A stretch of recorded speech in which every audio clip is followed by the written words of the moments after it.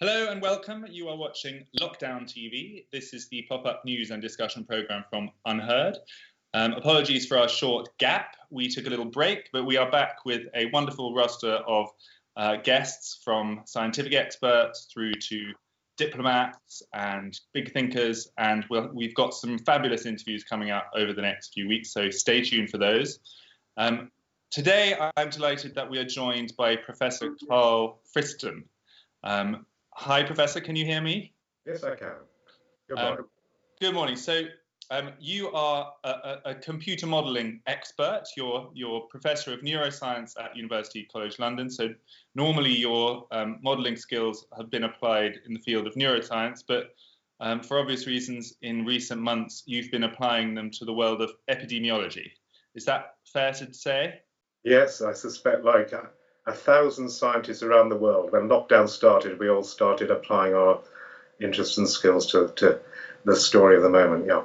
So you caught sort of everyone's attention a few days ago with an interview in the Guardian newspaper, where there was one particular remark I picked up on when you were talking about the differences between countries and how they've performed so differently in response to the COVID outbreak, and in particular Germany, who is always held up as the kind of gold standard of the kind of interventions we should all have done.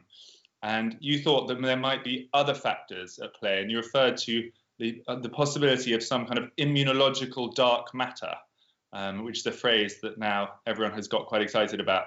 Tell us what you meant. Right.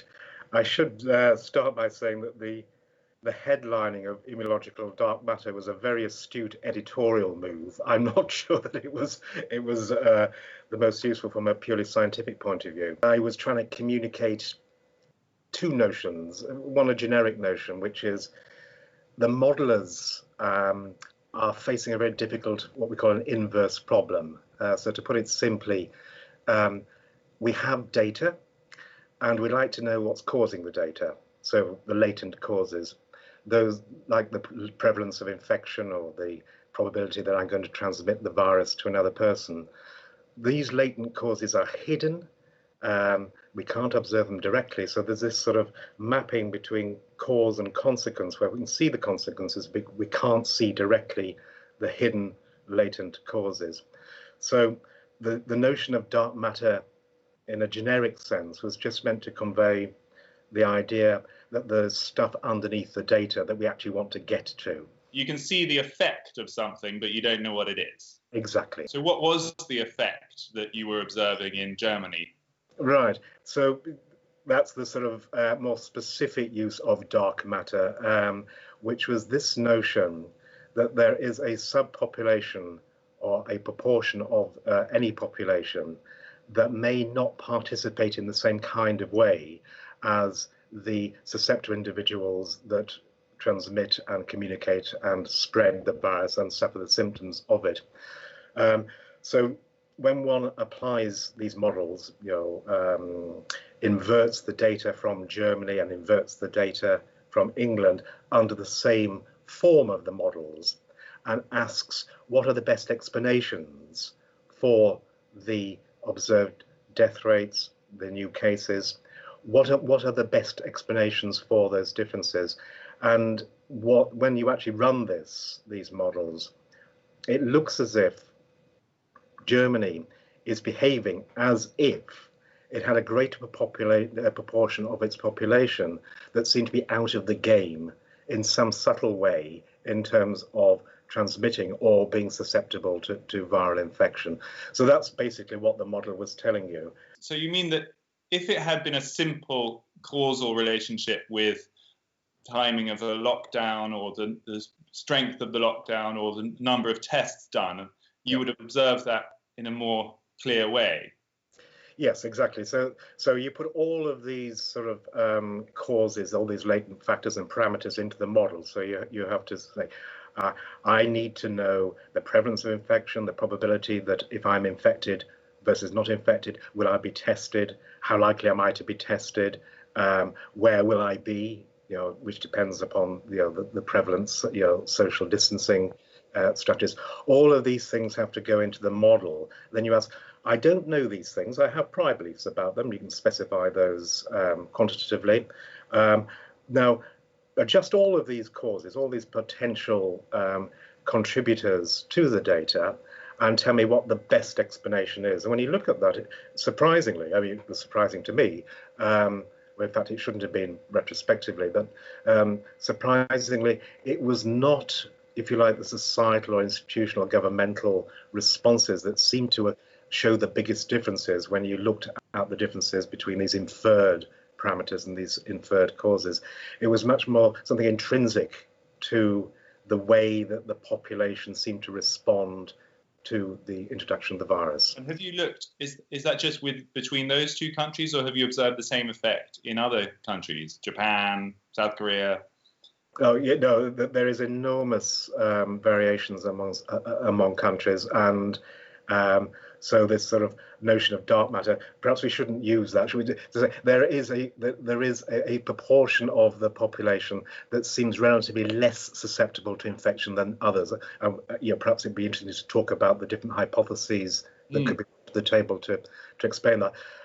And this seems to be, like, at the moment, my reading of the science and the epidemiology, this seems to be the big focus. And exactly as you intimate, solving that, understanding that source of variation in terms of this non-susceptibility is probably going to be the key to understanding the enormous variation from one country to another country. I mean, it astounds me when I look at the way the Caribbean islands or Singapore or even indeed India, it is expressing the epidemic or the pandemic in relation to other countries. There has to be some explanation for this, and I think most people now are looking at the various mechanisms that might explain why some people respond so differently from other people. What kind of hypotheses have you come across? Talk about vitamin D is one that, I mean, I put your interview on Twitter and it generated a huge response. And one popular hypothesis was vitamin D, because apparently Germans have a higher degree of vitamin D, and it also might explain the ethnic minorities in countries like the UK that have suffered worse. Apparently that might work. What do you think of the vitamin D idea? I think it's very appealing, but I should say I'm smiling because out of ignorance and because I'm more of a mathematician than a virologist or somebody who's expert in vitamins. I'm also smiling because after that Observer question and answer piece, I got at least 20 emails, very thoughtful, sometimes from members of the public, but clearly very switched on and informed members of the public, sometimes from professors around the world, all with very compelling hypotheses about what could account for this sort of non-susceptibility, this sort of possibly pre-existing immunity, ranging from vitamins. In fact, spices was one observation, that the Germans apparently like more spicy foods, and all sorts of. But when you drill down in it, they were all very compelling, and all supplied with academic references and some quite compelling background work. So there are a host. What were some of the others? Can you share some of the others? They range from sort of psychocultural attitudes to older people, communication, that gets into the game via social distancing and the like, right through to genetic predispositions and inheritance of certain sort of gene pools from one part of the country. So, ranging from the sort of the genomic right through to the psychosocial. I think they're all probably right. So I think it would be disingenuous to exclude one as in relation to any of the others. I think the more important thing from my point of view, these are all viable hypotheses, some more plausible, some less plausible. So what we need now is a way of evaluating the evidence for these hypotheses. But, I mean, you're not going to be able to say which of these hypotheses is correct. That's not your sort of domain of expertise anyway. No. But you will be able to say with greater strength what is not correct. Those factors that you're able to track and that don't correlate with the data you see. So of course, the one that everyone is most interested in all the time is government interventions. And that, the conversation in the political media is always that it's a kind of competition between different governments having been more or less effective. Can we go so far as to say that's not borne out by the evidence, and in fact there are other things that are more important than government interventions? That's a big question. How much is it what we do, and how much can we prescribe what we do, versus do we really need to understand the thing that we're dealing with in terms of differential susceptibility? And it has, beyond vitamin D, there are. That's one example of one of the three kinds of hypotheses you might want to entertain. So that would be a hypothesis pertaining to host factors, that there's something different about your average German versus your average Scot. Right. So that might be one explanation for differential non-susceptibility, but there are others. For example, it could be that you have a pre-existing immunity. There could be cross-immunoactivity with the other 4 beta coronaviruses that cause common colds, and therefore where you're going to have a differential susceptibility depending upon your exposure to other beta coronaviruses. That incidentally might not show up on antibody screening. There are other explanations, such as simply you're not exposed geographically. You could be shielding, you could be sequestered in your attic for 12 weeks. You could be on an island. The wave of infection may not have encroached upon your region. So there are very obvious and probably well studied, in fact I know they are well studied, alternative hypotheses for the nature of the population and its structure and its heterogeneity. So you may have come across this notion of super spreaders and over dispersion. That's now the big game, I think, in the current modelling, is understanding that. So all of these hypotheses, you'll note, say nothing about lockdowns, testing and tracking, surveillance of a PCR or antibody sort. They're all about understanding the nature of the thing that we're trying to handle. I mean, I understand we being careful not to sort of play down the significance of those factors, but the very presence of so many other factors should at least put them into some proportion. And I wonder whether we can go so far as to say that the kind of more simplistic, inevitable progress of the disease that the original imperial models forecast, where essentially everyone was equally vulnerable, the disease would inevitably progress to 80-odd%, and of those a fixed number would die, as many as 1%, has been proven not to be true. Can we say that from the modelling? I'm thinking carefully about my answer, because the way that you describe those predictions actually does make perfect sense, and has been borne out by the data under the qualification, and here's going back to the rub now, under the qualification that the population they were talking about is much smaller than you might imagine. So in fact what you just said is exactly what our dynamic causal modeling came up with. If you wanted to fit the data, then yes, you start off stipulatively defining there is a susceptible population, and operationally that population will ultimately be exposed to the virus and will ultimately acquire some form of immunity. And under that definition, then I think the original modelling was absolutely, well, is undeniably true in relation to the assumptions of the modelling, and is perfectly fit as an explanation for what has happened. But notice what we've done. We're talking about a subset of the population that is susceptible. So that immediately implies, well, there must be a non-susceptible population, and we come back to the dark matter. So I think it's still quite a significant omission from the original way of thinking. Not that it was we just didn't know back then, and we've now learned a lot more by observing how it takes place. But if it turns out that the susceptible population, what percentage of the UK do your models imply have been susceptible?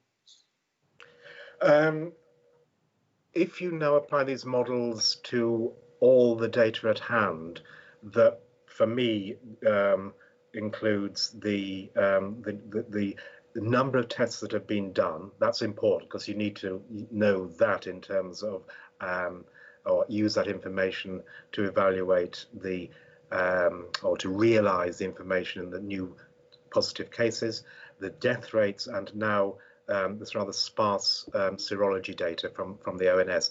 You put it all into the mix, it looks like about 50% of the population seem to not be susceptible at the present time. Now, I repeat, it could be that this is a slow progression, so that, you know, somewhere, say in the Orkneys, or this is not true, I know, but say Aberystwyth, they may not have actually been absorbed into the susceptible population because the virus just hasn't got there. But under the assumption that, you know, the virus has reached all corners of the UK, then the UK population is behaving as if a good 50%, if not more, were just not in the game. And it really does start to matter when you want to put into the model social distancing.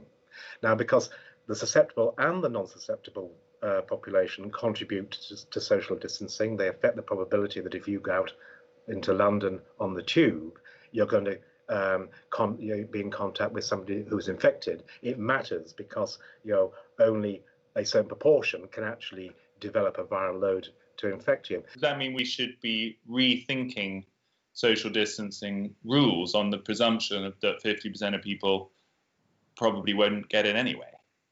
That's a very good point. You know, and in a sense, you could actually frame current testing and tracking. In fact, I don't even need to use the word testing, but tracking and tracing protocols as really an overt manifestation of that rethinking. It's really social distancing where it matters. It's enriching the probability that your socially distanced people are actually much more likely to be infected, which sort of brings us back to your early question about, you know, to what extent does government interventions and diktats and guidance matter?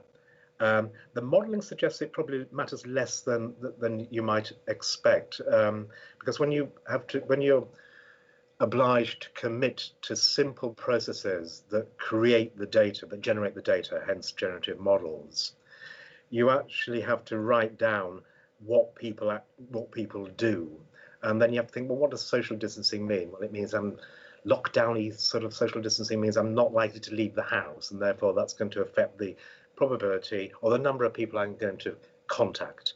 And then you have to work out what's the probability of any one contact being infected, and you just work it through. But in so doing, you start to think, and you have to actually put it into the model, well, what would happen if I had symptoms?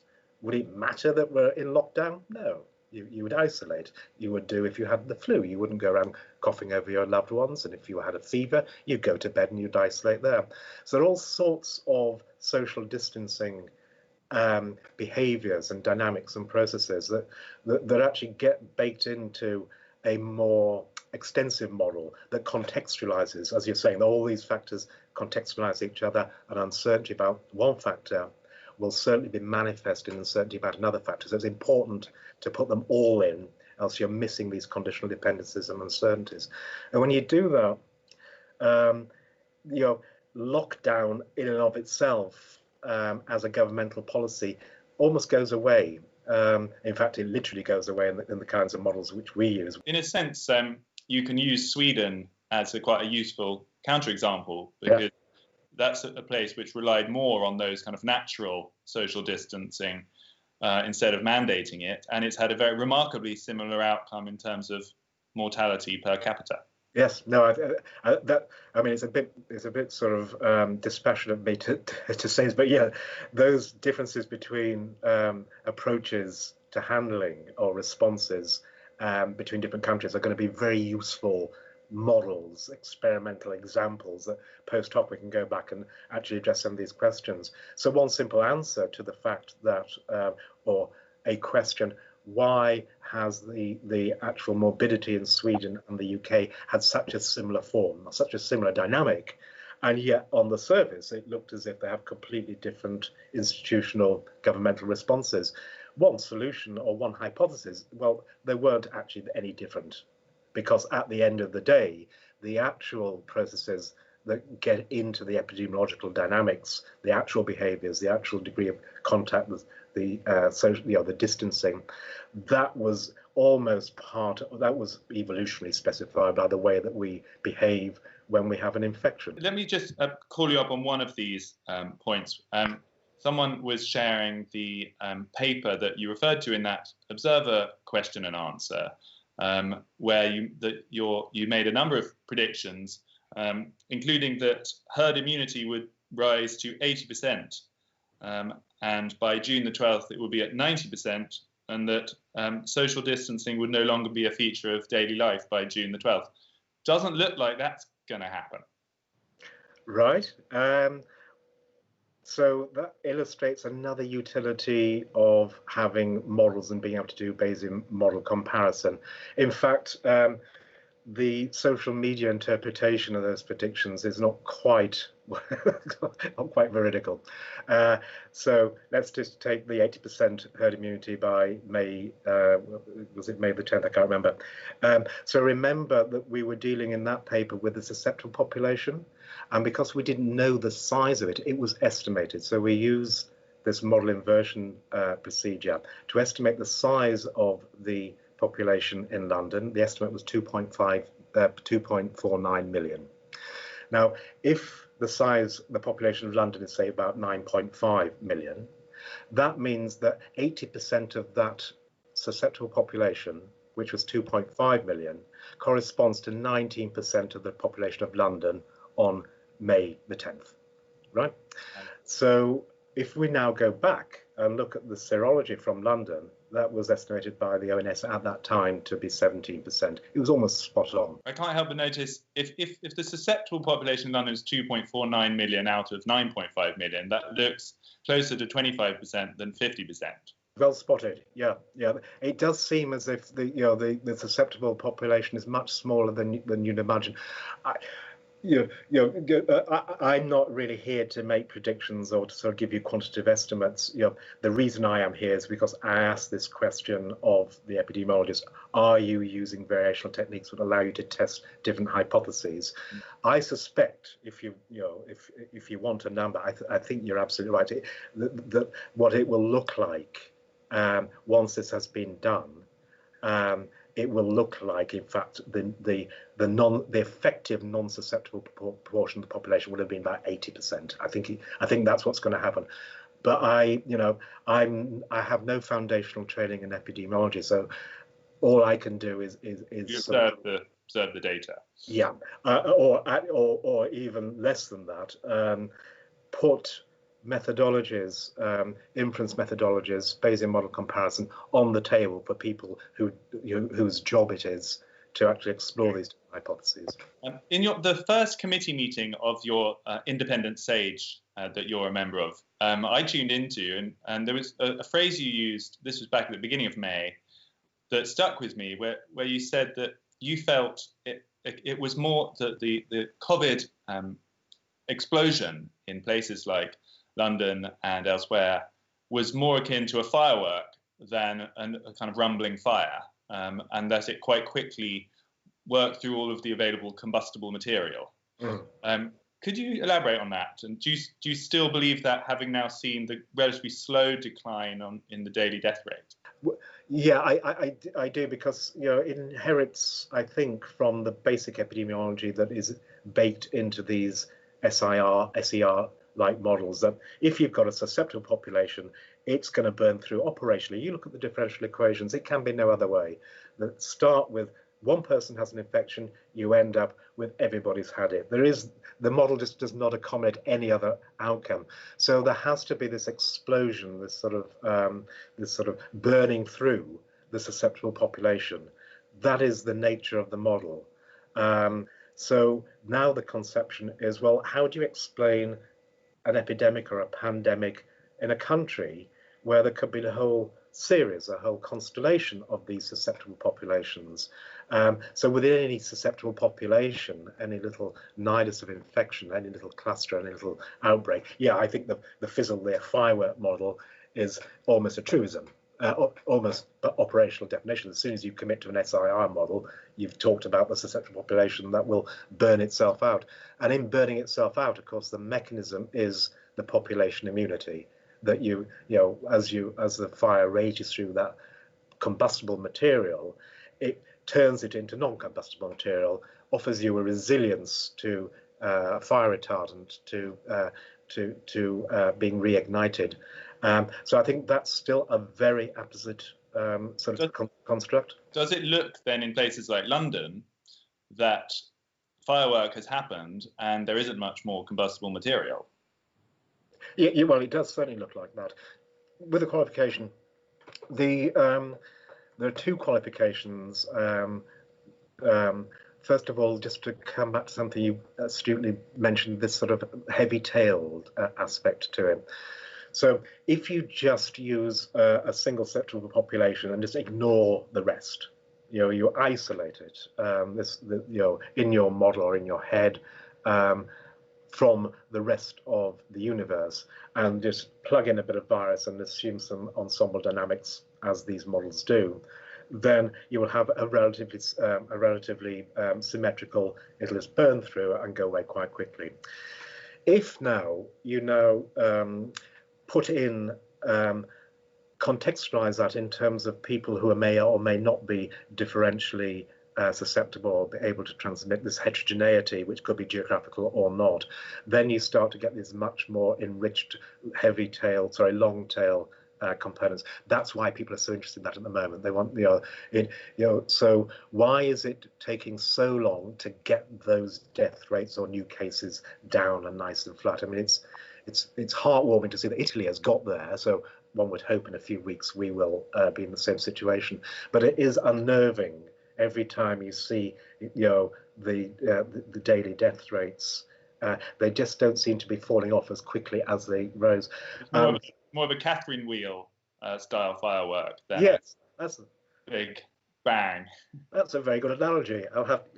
I will use that in another context. Do you worry now that, for example, the people who've been fully shielded for 3 months and have been really disciplined about that are now being encouraged to come out?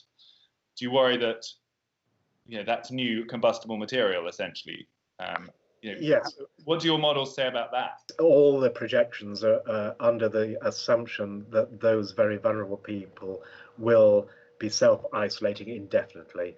So the metaphor that I often use is that they've built their own little Noah's Arks, and they're going to have to wait until the flood recedes before it's safe to come out, and that's in the model as well. So when we talk about social distancing going away, that's the kind of social distancing that pertains to lockdown social distancing for the kind of people that would normally go to work.